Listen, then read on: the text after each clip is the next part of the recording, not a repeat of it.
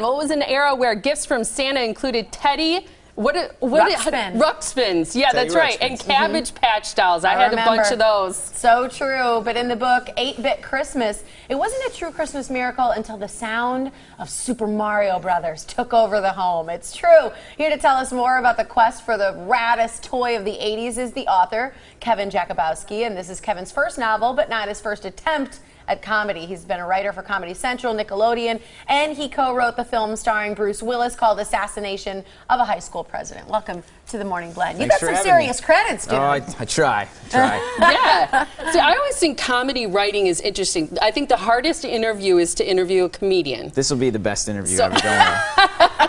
But maybe because you're so far away. I feel like you're really far away from us. I just go where they tell me. But I feel like comedy writing would be really hard, especially if you're not feeling particularly inspired. Yeah, no, it's tricky. I mean, I think the trick is to kind of make yourself laugh, and if you can do that, you're doing something right. So if I'm laughing, I know I'm doing something right. So you think you're funny? Some days, yes. We'll see at the end of this interview. So what inspired the book, 8-Bit Christmas? It's loosely inspired by, the Christmases I had growing up, but I just really thought that, Nintendo was such a big part of my childhood, and there hadn't really been a book about it, just sort of that experience. And it was so tied into sort of our pop culture that I thought it would make a great story to talk about that process of, just really wanting a gift and doing everything that you could to get it. And is that what happens in the book? That's the plot? Yeah, it is. It's about a 9-year-old kid named Jake. It's narrated by an adult looking back on one of his Christmases. So it's similar to like Stand By Me or The Wonder Years or A Christmas Story in that sense. And it's about this kid who lives in a town that's actually banned Nintendo for Christmas, and it's about him and his buddies trying to get it. I love it.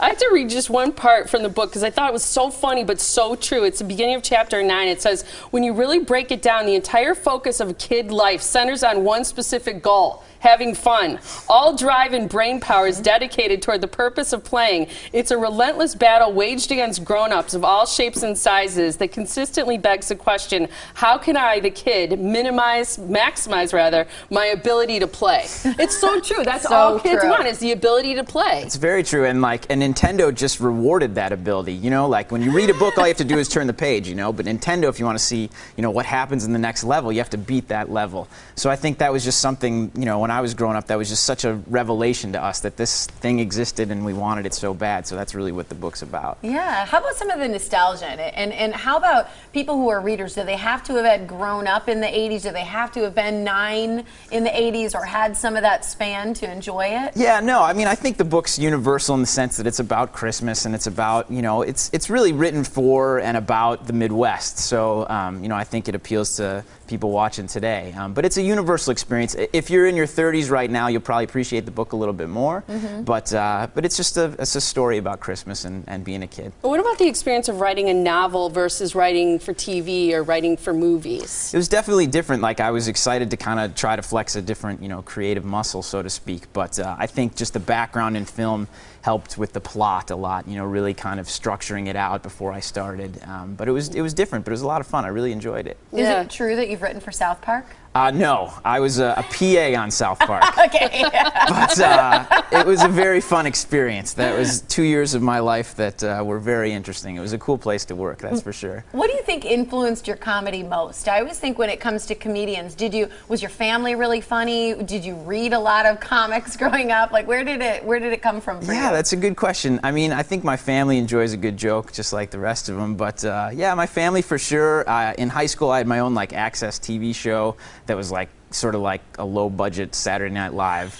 So I think it came from that, but I just always wanted to write, and I think it was always more fun for me to write stuff that was funny. You get immediate reaction that way. So. Yeah. What do you think is funny? Who do you watch that you think is funny? What do you read that you think is funny? Yeah. What do you look at on TV or movies? What's funny to you? I'm a big Wes Anderson fan, so a lot of his movies, I think those are really funny. On TV right now, I'm trying to think. I really like the show Shameless, which is on Showtime. I don't know if you've ever seen that. I've not seen that one. It's a very good show. It's William H. Macy. It's very funny. It's sort of a dry sense of humor, but I like the dry sense of humor probably. The drier most. stuff. Yeah. The Fargo? Yeah, for sure. For sure.